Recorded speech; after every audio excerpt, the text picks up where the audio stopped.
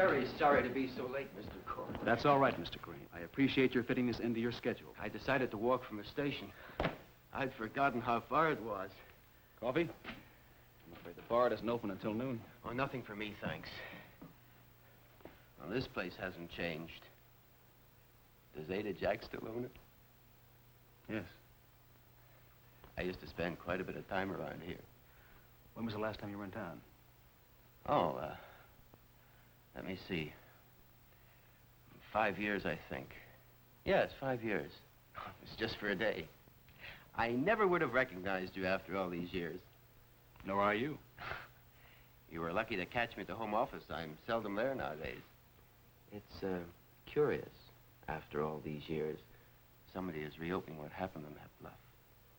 Ann Colby is the one who is reopening it, Mr. Crane. She is? She's living here under her married name, Howard. She's retained me to find out what happened. You said on the phone you remember the incident quite clearly. I do. Well, my memories of it are vague and confusing. Well, not mine. I'm afraid I'll never forget it. Had you played with the same children before? Oh, yes, many times. Then you all knew that a fall from the bluff could be fatal. Yes. Had you ever seen Ann Howard before that day?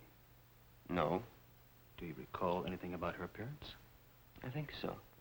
I think she was wearing a red sweater and a skirt. Yeah, I remember that. Red sweater. That's right, isn't it? Where were you when the accident occurred? I was right there, horsing around with the rest of them. 1 minute it was fun and laughing, and the next minute Chris Webber was screaming as he fell off the bluff. Everybody said that Ann did it. I know. Everyone said it, Arthur. I said it. But after I forced myself to think about it, I realized painfully that I was frightened and excited and just aping what the rest of the kids were saying. Are you saying this was kid stuff? It wasn't. The girl's father went along with it. How do you mean, went along with it? He said he believed she did it. He said she was subject to fits of temper. Oh, you've got a good memory, Arthur.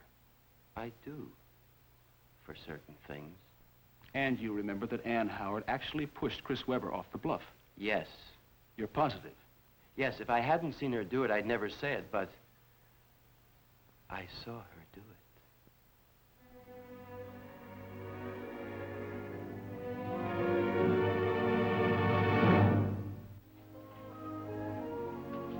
Thank you. Come back again. Thank you, Mr. Carson. Hello, Mrs. Harrington. And what can I do for you? He's not talking to me. He's mad at me for something. Would you ask Norman if you'd like to have a picnic with me on the bandstand today? Tell her no thanks. I'm too busy. Well, if I come out to the bandstand as referee, who'll give me half a sandwich? I will.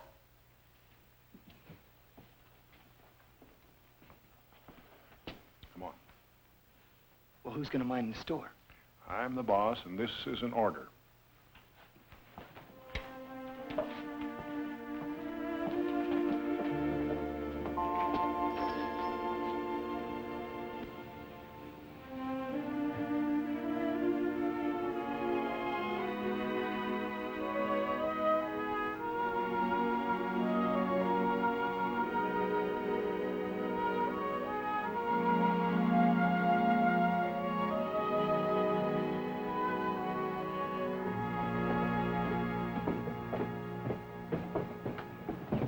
Corners, children. Oh, here's a sandwich for Norman. Here's one for you. You know, my friend William Shakespeare said that true love never runs smooth. Norman, you're too old and too sensible to act like this. This isn't any of your business, Mr. Carson. Well, it's Rita's business, and if you haven't got the courage to tell her what it is you're quarreling about without getting mad, then I'm going to make you madder. You have, thanks. And if you can't talk this over reasonably and quietly and above all honestly, I get your point, Mr. Carson. then you shouldn't be married. That's all I came to say. Oh, but I've got some potato salad and deviled eggs and Carrots and olives and pickles and cupcakes. Oh, don't go yet. You two work this out together.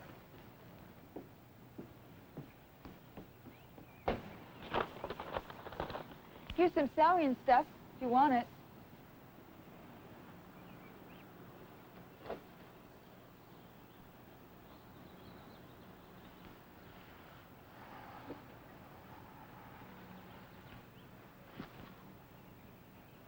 I got in a fight with Grandfather, then Rodney. Why couldn't you tell me? It was a dumb fight. Was it over me? Who knows what it was over? Grandfather suggested he'd like to give me some money. I said, no thanks. We'll make it on our own. Then he got rude, I got ruder. Enter the meddler, Rodney.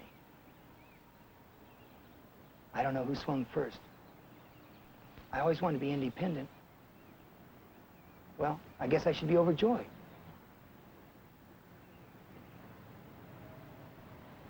And you're miserable. No. I enjoy baiting people until they can't stand it anymore, until they have to kick me out. Then I start feeling sorry for myself. Then I go around looking for other people to fight. The only trouble is, I'm running out of people.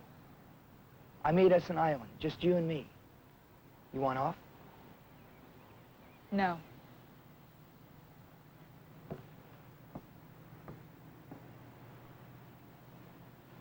Even if I... No matter what.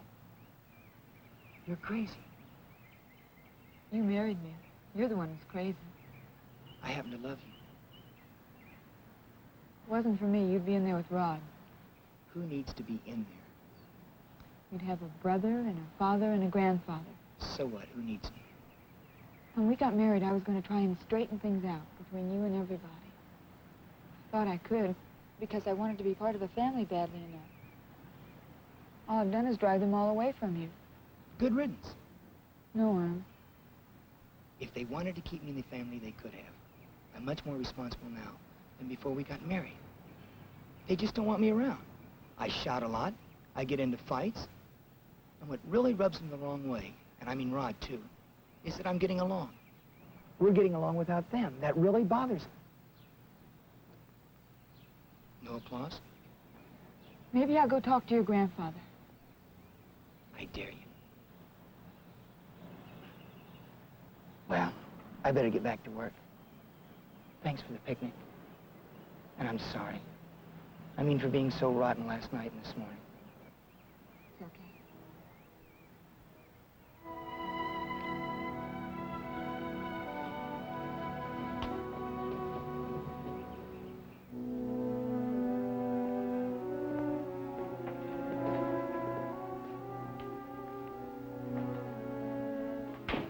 What was all that hysteria on the telephone? Well, Norman and I had a fight. A bad fight. Do you want me to have a talk with Norman, smooth things over, is that it? No, I didn't come here to complain about Norman. I've got to tell him that the reason I moved in with my grandfather was so you could have this job back. I know it's going to damage your relationship with him, but I can't help it. What do you mean you can't help it?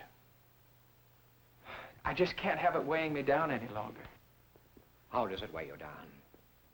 All I got from your phone conversation was that your adolescent dignity is offended. Your shining armor is rusted by the so-called dirty deal I made with your grandfather. Come on, Dad, let's face it. You made an under-the-table deal with him. Well, I guess by your foolish noble standards, I should spend my 20 or so remaining years in dignified, tight-lipped poverty. But I'm a practical man, and I made a practical deal with your grandfather.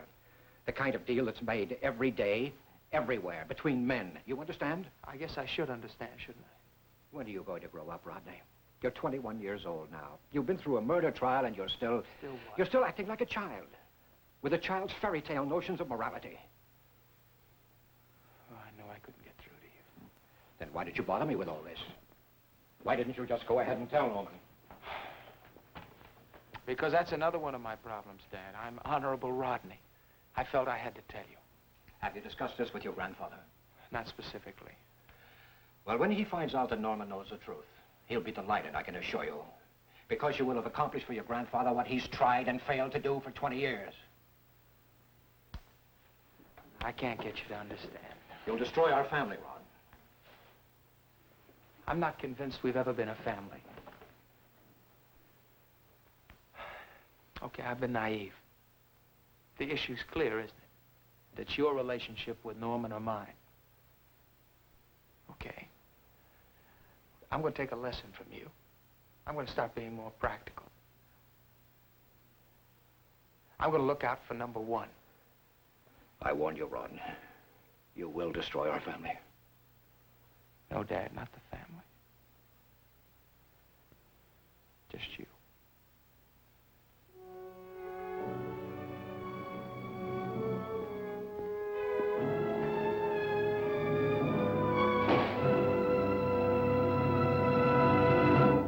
Preview from the continuing story of Peyton Place.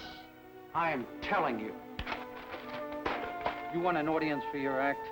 Sling it around the cider barrel. But from now on, my brother is off limits.